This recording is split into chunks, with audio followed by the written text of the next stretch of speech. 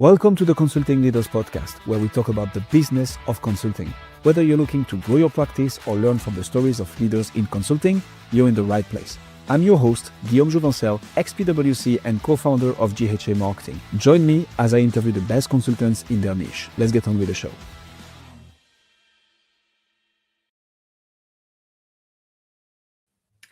Philippe, welcome to Consulting Leaders. Happy to have you. Thank you very much. Good to be here. Let's jump straight into it. What got you into the fantastic world of operational model and transformation work, Philippe? Great question. So my background is an engineer. That's what I trained as. I spent many years doing that, initially in the telecoms industry. So literally designing and building systems, telecom systems, mobile networks, satellite systems, all kind of stuff back a little while ago now. So technology's moved on slightly, but at the time it was complex and it was system-based. It was around systems thinking. And that was what I think it stayed with me as I moved into more commercial business aspects and sales and marketing and other parts of the business world. And I really thought that my engineering background has shown that operating models are essential. It's essentially the business system behind how all businesses work, not just technology, but any type of industry. And I think that's why I've come to think of it as a structured system, as a way of approaching how you can translate the intended strategy into something that actually works or doesn't work, of course. And that's where, as a consultant, I'm hopefully able to add some value. So it's all around the background of engineering, which is my heritage, but these days not doing very much of that, but just really working more on the how the component parts come together and make something that works for the client. I partnered with an engineer by training as well, so I can understand the roots, Philippe. What's the number one problem that you help businesses solve today? Like, what is it that you help people achieve exactly? So put it simply, it's translating strategy into delivery, into design and delivery, which sounds very high level, but it really is quite concrete in terms of what we do. So it is taking a business situation. It's very often a merger, an acquisition, divestment, or indeed just any change, transformation which is required within the business, and working out how that's going to be executed best of all. And that is really done at a number of levels. We've got to think of a number of questions. I always approach it through essentially three layers. The first one is the why, essentially the strategy and the value that we've got to capture that. We've got to understand what is being done, what is the intention here. Thinking also outside in, so from the customer and more commercial point of view, and understanding the financial aspects as well. I think that's really important because operating model work is more, I think, than just the classic triangle of people, process, and technology. They are super important, but not the only aspects of operating models. We've got to think of the what and the where as well. That absolutely is process. That is, how do we apply technology? How do we use data and intelligence, and also how do things connect with partners, with simple things like locations? Where do we actually do business? It's in this, even in 2026, a lot of it's still physical world, of course. So where we have to think of where business is being conducted, and the third component is then the who and the how. So that's the people, of course, and the culture, really, really important. Got to think also around governance and risk aspects. And the final aspect of all is the integration. How does that all hang together? So that's, I think, what I do most of all. We don't think of it in terms of these component siloed parts. You've got to think of it as how does that become a model, and it's something which is achievable and deliverable. And that's quite a challenge, and it can be done at all scales. It can be done within one department or one part of the business. It can be done across the entire enterprise, but all of that is the same fundamental methodology. That's basically how I go about doing it. How do you help, Philippe? Like, who is it that you work with specifically?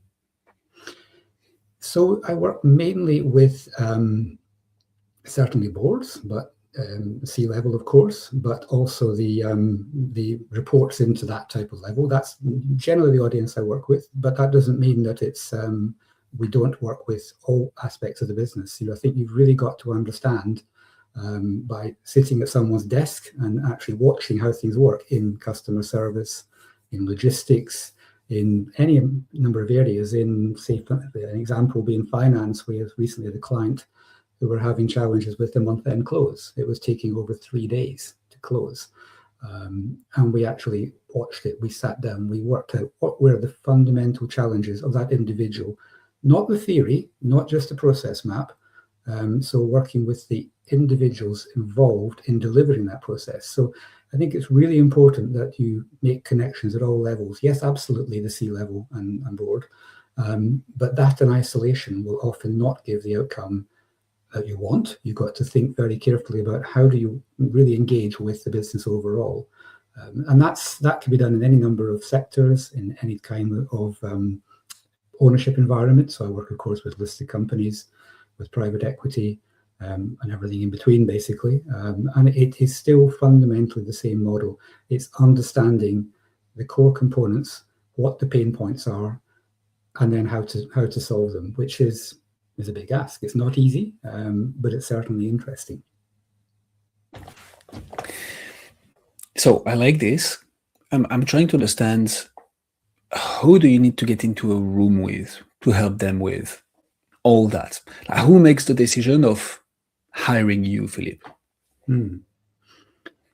That's a really good question. I think the maybe take it in two parts. First of all, let's start with the mechanics of who we actually work with. As I say, it is generally the leaders of the individual functions, and we tend to, I ideally want to co-create with them. So we don't do is present, here's the methodology, we're going to do this, it's being done to you.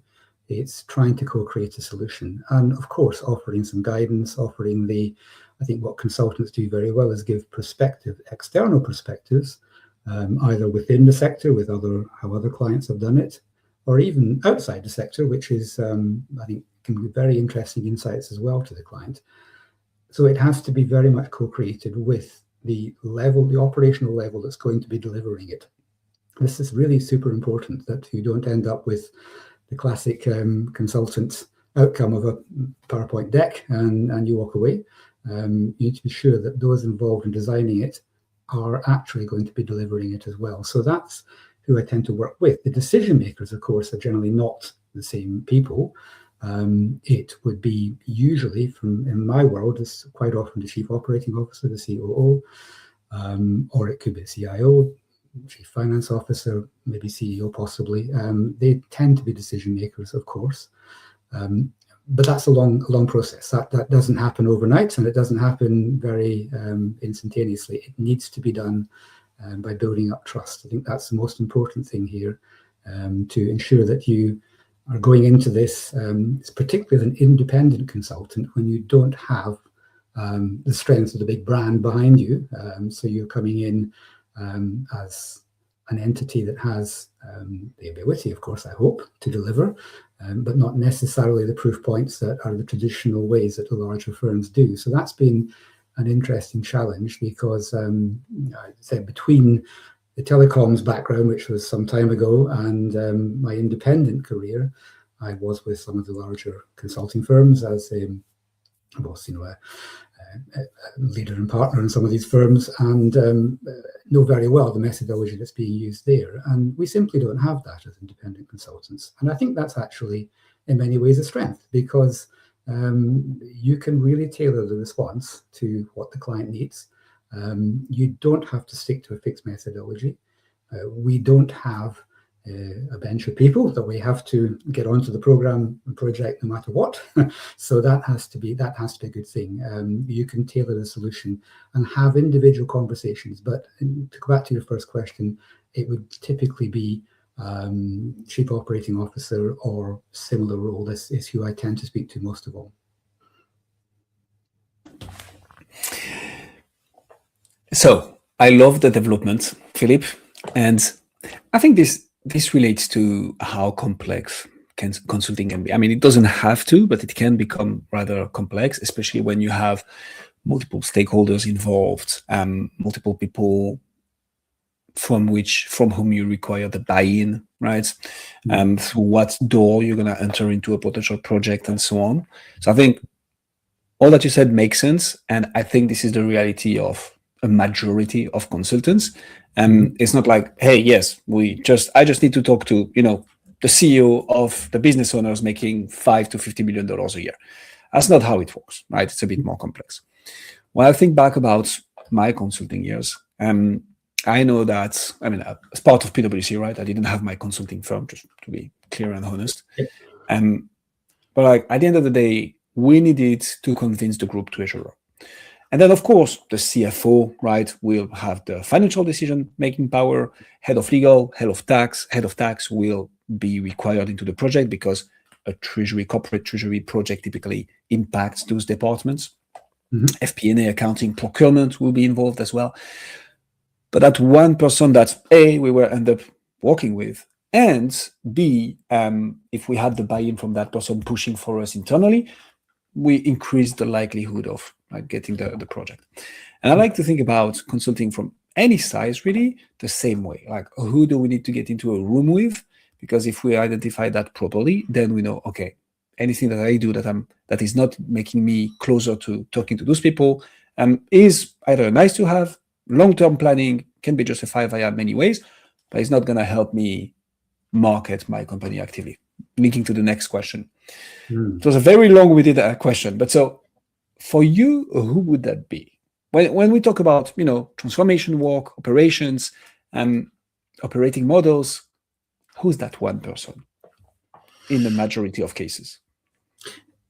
That is going to be really, I suppose it is quite situational, and it depends on the particular type of work we're trying to do. But it's interestingly, the champion of it usually are the people that have the pain point, that actually see it, experience it daily, what is going right, what is not going right, and have some quite strong opinions, but perhaps for whatever reason have not managed to convince inside the organization that change is required. And so being able to connect with people like that who have that real issue, who need to develop their ways of working, and I think we commonly call it, it's really going to be something which is, it takes a number of discussions. It's not something which would happen just in a 24 hours. This can take weeks, even months to find. I think that comes into the idea of marketing. How do we actually market ourselves as independent consultants and be found? And that's the hardest part in many ways. It's being using connections to understand the issues and being able to identify the people there who are really experiencing this problem.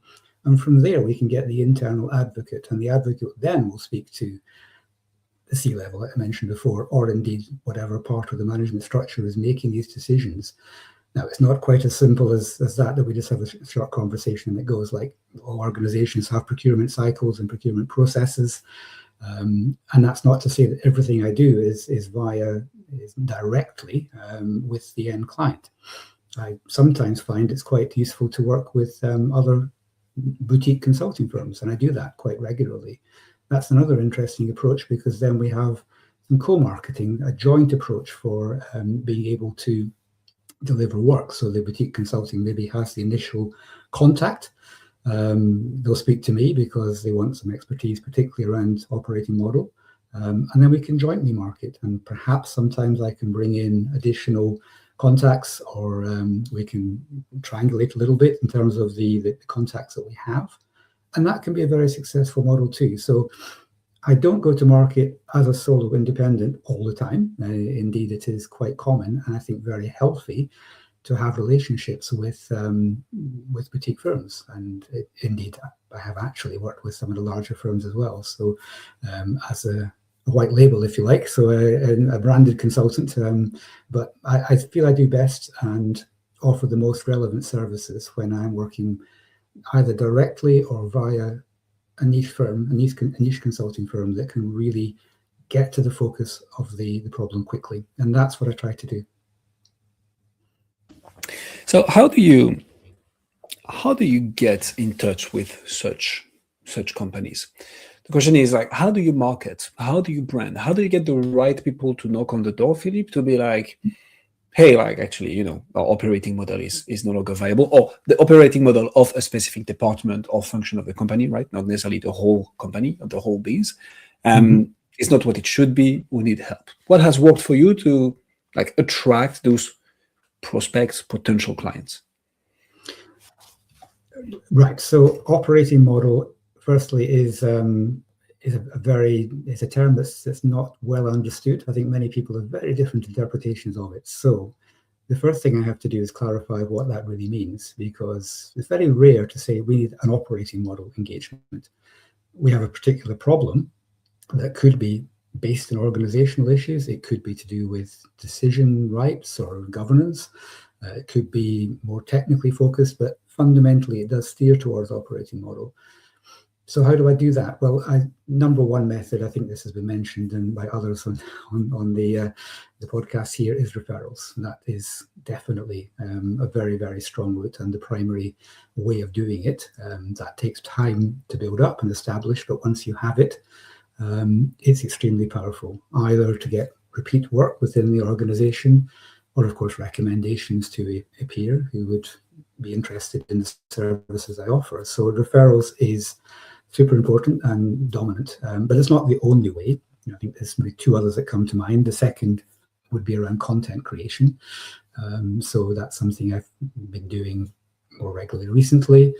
It's very easy as an independent to neglect that part. You spend so much time delivering that you don't spend enough time possibly marketing yourself, because every business has to market. So relevant, credible content creation is really useful as well. And that does trigger conversations, which is important. And the third would be this more targeted outreach. So actually proactively connecting or reaching out there, but it has to be relevant. And the way I do that is usually through a kind of a signals-based route. So noting that there's been an acquisition or change in leadership, or the usual signals that you can pick up from various channels in terms of what organizations are, how they're evolving, how they're changing. Even job boards, to be honest. You can see, although I'm not looking for a permanent role, if you see there's a hiring pattern in a certain area there, you can deduce that perhaps there is some challenge in that area. And maybe to complement the permanent hires, you can maybe add some service there. So that also can work as well. So a number of methods, none of them are radical. They've all been used for years, but I do find it successful. But number one would be referrals. Number two would be relevant content creation. And number three is just watching the market, to put it simply. I like that breakdown.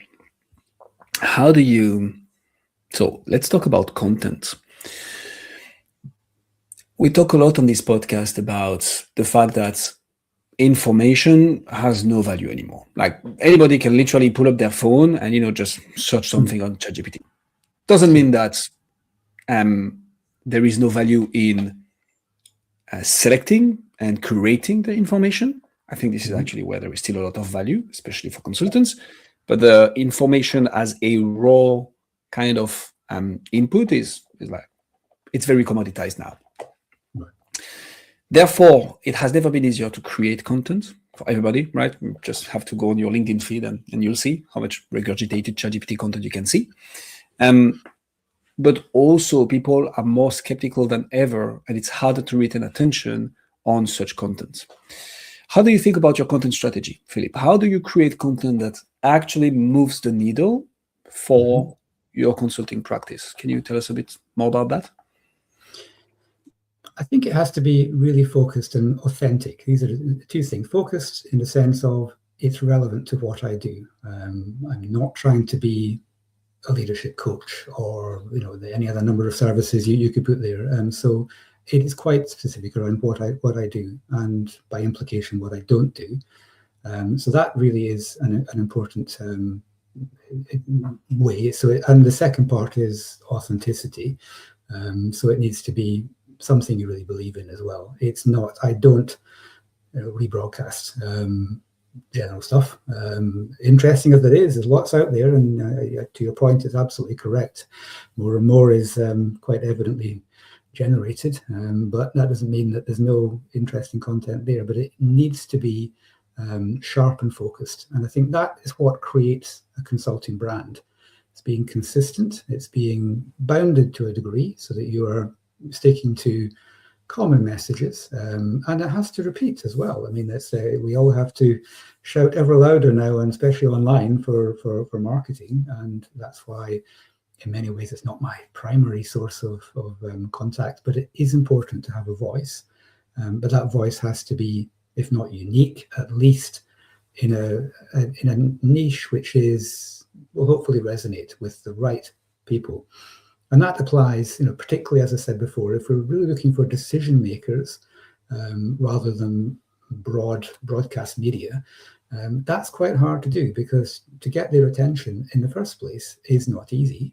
And if you do get the attention, it has to be extremely relevant and really resonate very, very quickly as to this could be something of interest. So it's, I suppose many people are doing this, but it is, the way that I approach it is, it has to be something relevant to say within that boundary of what I'm trying to market. And then we can have discussions from there, because interestingly, once you start the conversation, then it can very quickly go into different areas that weren't even part of the communication, but the point is getting started.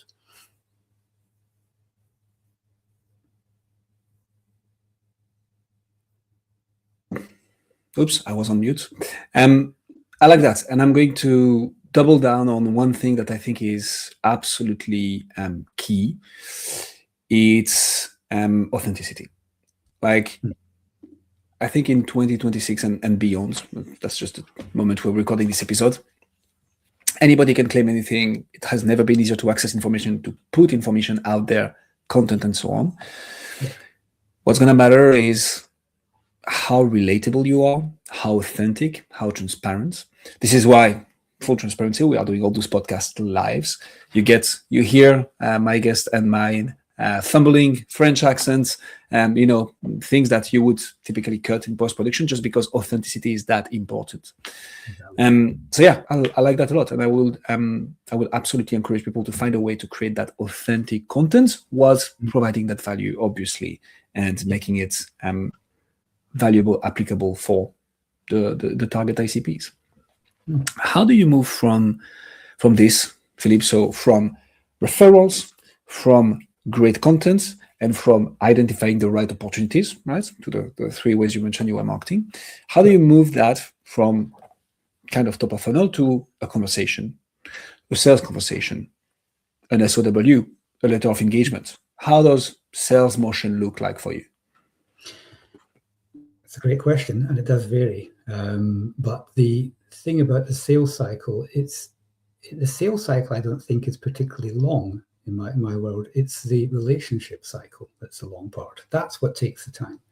Once you've got the relationship, when the opportunity comes and we get the interest, and moving from there to let's talk business, let's get a deal set up here, that is relatively quick.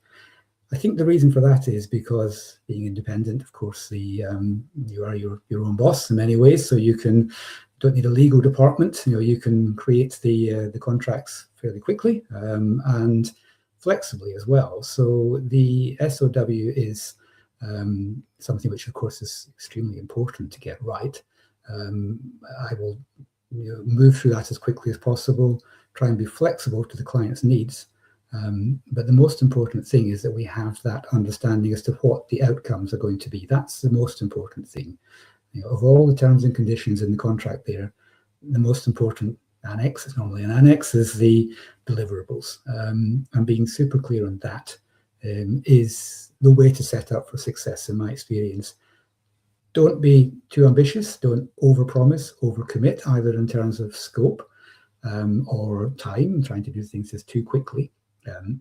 You've definitely got to get the client on board and be very clear that the full participation is required from the client, because that's an issue otherwise that I'm sure you've experienced as well, which is that you can do your very best, but if you're just not getting the participation and reactivity from the client side, that can hold things up. And we have to just take account of that in the contracting at the beginning, but more importantly, you can't really put that in a contract. It has to be more a way of working, just the ability to commit the time to do it. And if we can do that, then I find the engagements are successful. They are, most important thing is you are taking your authenticity, as you mentioned before, from the early part of the sales cycle straight through to delivery, so you don't disappoint in delivery. You are trying to just deliver what you said on time, and that's the success that we're all looking for. To do that takes a bit of experience. Have I made mistakes? Of course. We sometimes overcommit. Yes, you learn from that. You have to deliver to what you promise, but as the years go by and you get more experience, I think that works pretty well. Every engagement I do is really quite bespoke. I think it's the nature of it. Again, it's the flexibility it brings of being independent. So there's no one common pattern, but that's the beauty of it. You can take in a common methodology and adopt it, and then make sure that the deliverables are just what the client needs. That's the target. It's funny because that kind of answers the next question as well, which is around retention, right? And it's something that I like a lot about what you just brought down, Philippe, is I think it's important whilst you're in that sales cycle to keep on building that authority, trust, authenticity.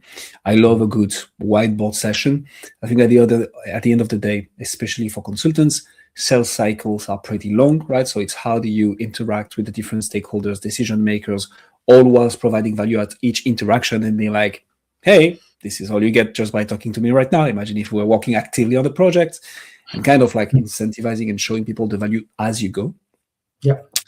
How do you, once you're there, the deal is closed, you start working, you rock and roll, how do you make sure that one project becomes another one and another one and another one? How do you optimize for retention? Yeah, so I think the work itself really creates that relationship and the need to, or the desire to go forward again. So the design that we build to the operating model work, if that's successful, then it will lead naturally to implementation demand, and you can carry on from there. It's generally, I've often found that you have, phase 2 or phase 3 even comes naturally from a well-delivered piece of work, but it really comes down to having that, promising that delivery and actually doing it. So it needs to be something that you get visibility of course. And I think the way I work, fortunately I'm in a position where that is almost part of the role. You have very high level visibility. So that's important. So you can see what's being delivered, and the sponsors of the work know what's happening. Hopefully they're satisfied, or if they're not for any reason, we can take corrective action. And that then leads on to just, I think, being known then for the next work. So when something new lands, they know who to call. Hopefully it'll be me again, but it's, of course, it's a competitive market, and but it's all based on proof, and that proof comes from delivering what we say. I think the beauty of the operating model work, the fact you're translating strategy into design, into delivery, is you can see it happen. And it's very satisfying to get feedback from clients going, that problem they had before is now solved. It's working so much better. Maybe it's not, there are other areas to fix yet, but that particular area is working really well. And that's very gratifying because it's something which you feel it's quite tangible, and you can really say we've done some good work there, because it's an interesting part of the transition phase. I tend to stay around for, it could just be a few weeks, but maybe up to about 3 months possibly, for implementation. Not beyond that, because otherwise I'd be overstaying my welcome. It's not really appropriate. That's not what I do. But I do the handover. So if you've handed over well, your reputation then is hopefully secured for future work. And I very often get calls coming up afterwards saying, new phase, new business integration, whatever the challenge is. And that's great to hear when we can get some repeat work. Let me throw a little bit of a curveball question at you now, Philippe. What's your number one challenge? What's the one nut that you're trying to crack that once you crack, you're going to take the whole thing to the next level? What would that be for you? Yeah, I think this. Of course, things are not perfect. That's sometimes you have to get through gatekeepers. That's one thing which is challenging. Sometimes you could have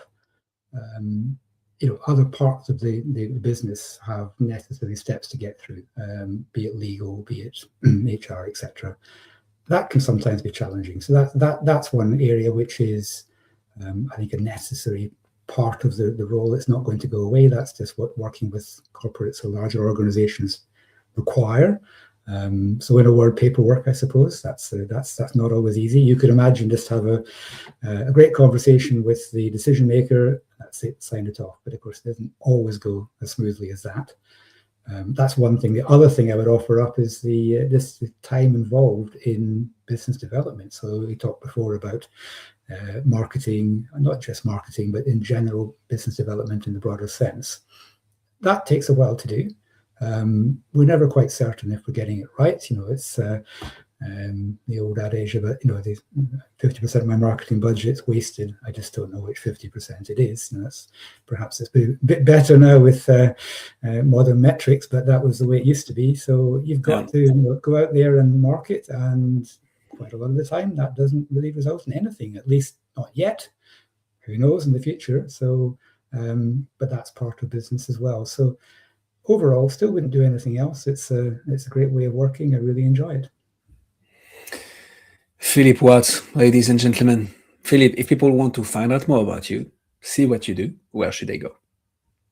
Well, LinkedIn, as always, or my website, vectris.co.uk.